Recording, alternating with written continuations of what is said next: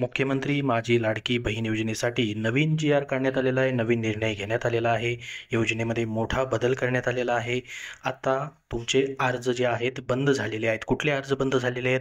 काय जी-आर काढलेला आहे? सविस्तर माहिती आपण बघणार आहोत. खूप महत्त्वाचा असा व्हिडिओ तुमच्यासाठी असणार आहे. त्यासाठी हा व्हिडिओ शेवटपर्यंत पाहत राहा. चॅनलवरती तुम्ही नवीन असाल तर चॅनलला नक्की सबस्क्राईब करा.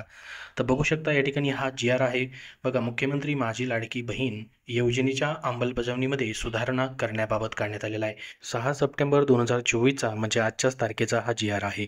पहिल्यांदा त्यांनी याच्यामध्ये प्रस्तावना दिलेली आहे. काय म्हटले बघा, ही योजना चालू करण्याचा काय उद्देश होता, तर महाराष्ट्रामधील ज्या महिला आहेत त्यांची आर्थिक परिस्थिती सुधारण्यासाठी, आर्थिक स्वातंत्र्य त्यांना मिळावं यासाठी, त्याचबरोबर त्यांच्या आरोग्यामध्ये सुधारणा व्हावी त्यासाठी आणि महाराष्ट्रामध्ये त्यांची भूमिका मजबूत व्हावी यासाठी ही योजना चालू करण्यात आलेली होती, असं या प्रस्तावनेमध्ये म्हटलेलं आहे. पुढं प्रस्तावनेमध्ये काय म्हटलंय आपण बघूयात.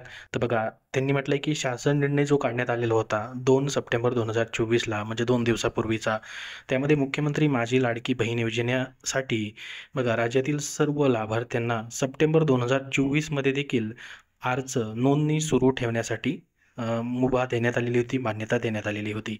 तर बघा, आता या योजनेअंतर्गत 11 प्राधिकृत व्यक्तींना अर्ज स्वीकारण्यास परवानगी देण्यात आलेली होती. म्हणजे 11 ठिकाणी तुम्ही अर्ज करू शकत होतात. परंतु आता पुढं म्हटलं याच्यामध्ये की सदर योजनेअंतर्गत अर्ज जे आहेत कमी येत आहेत. अर्जाची संख्या मर्यादित होत आहे. त्यामुळे आता फक्त तुमचे अर्ज अंगणवाडी सेविकांमार्फतच स्वीकारले जातील यासाठी शासनाने मान्यता दिलेली आहे. ती मान्यता देण्याची बाब शासनाच्या विचाराधीन होती. आता पुढे शासन निर्णय काय झालेला आहे तो आपण बघूयात. तर बघा, याच्यामध्ये सुरुवातीला सांगितले त्यांनी की 2 सप्टेंबर 2024 रोजी शासनाने पुन्हा एकदा नव्याने नोंदणी करण्यासाठी मुदतवाढ दिलेली होती 30 सप्टेंबरपर्यंत. पुढे म्हटलेलं आहे की 12 जुलै 2024चा जो जी-आर काढले होता त्यानुसार ही योजना सुरू झाली होती. त्या जी-आर नुसार नागरी ग्रामीण भागातील बालवाडी सेविका, अंगणवाडी सेविका, समूह संघटक, CRP, NULM, मदत कक्ष प्रमुख, सिटी मिशन मॅनेजर, आशा सेविका, सेतू सुविधा केंद्र, अंगणवाडी पर्यवेक्षिका, ग्रामसेवक व आपले सरकार सेवा केंद्र या 11 प्राधिकृत व्यक्तींना अर्ज स्वीकारण्यास प्राधिकृत करण्यात आलेलं होतं.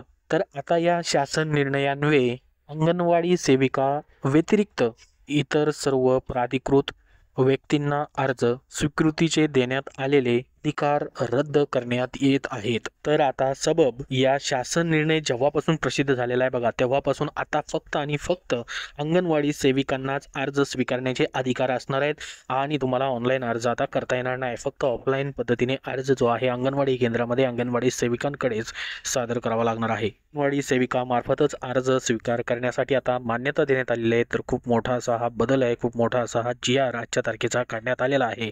तुम्ही जर ऑनलाईन अर्ज आता करायला गेला तर बघा, रजिस्ट्रेशन करते वेळेस तुम्हाला ऑथराइज्ड पर्सनमध्ये जनरल सामान्य महिला हे ऑप्शन दिसणार नाही. बाकीचे सर्व ऑप्शन्स तुम्हाला त्या ठिकाणी दिसतील. फक्त आणि फक्त आता अंगणवाडी सेविकांनाच अर्ज स्वीकारण्याची या ठिकाणी अधिकार देण्यात आलेले आहेत. बाकी सर्वांचे अधिकार या ठिकाणी काढून घेण्यात आलेले आहेत.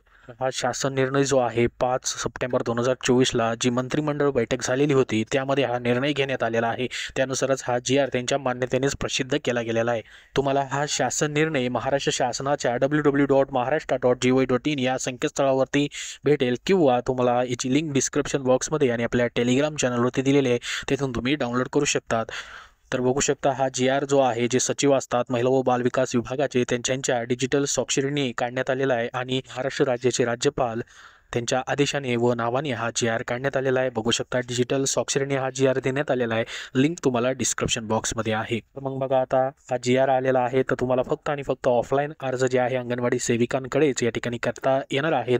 आता तुम्ही जर जुलै ऑगस्टमध्ये अर्ज केलेले असतील आणि त्या अर्जामध्ये काही तुमच्या त्रुटी निघाल्या म्हणजे पेंडिंगमध्ये आहे, रिजेक्ट झालेला आहे, त्यामध्ये काही तुम्हाला करेक्शन करायचं आहे, ते मात्र चालू राहणार आहे. ते मात्र तुम्हाला वेबसाईटवरती लॉग इन करून या ठिकाणी चेक करता येणार आहे किंवा ॲपवरून भरला असेल तर ॲप देखील चालू राहणार आहे. फक्त नवीन अर्ज जे सप्टेंबर महिन्यामध्ये स्वीकारले जातील ते ऑनलाईन नाही तर आता ऑफलाईन पद्धतीने फक्त सेविकांकडेच द्यावे लागतील. अंगणवाडी सेविका देखील ऑनलाईन फॉर्म तुमचा भरणार आहेत, परंतु तुम्हाला अर्ज मात्र ऑफलाईन पद्धतीने करावा लागणार आहे.